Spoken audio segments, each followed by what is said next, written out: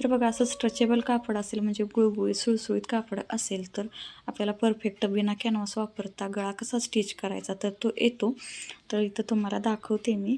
तर काय करायचं आता हे इथं अस्तरचं कटिंग करून घेतलेलं आहे, ब्लाऊज पीसचं कटिंग करून घेतलेलं आहे.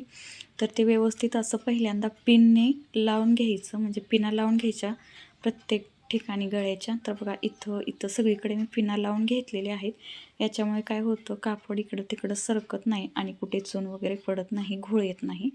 तर बघा पूर्ण ब्लाऊजला आपण स्टिच करून घेतलं, नंतर छोटे छोटे कट देऊन घेतले, खालच्या कमरेच्या साईडला सुद्धा स्टिच करून घेतलं आणि पलटी मारून दाबटीप देऊन घेतली. खाली कमरेच्या साईडला सुद्धा अर्ध्या इंचावरती दाबटीप देऊन घ्यायची.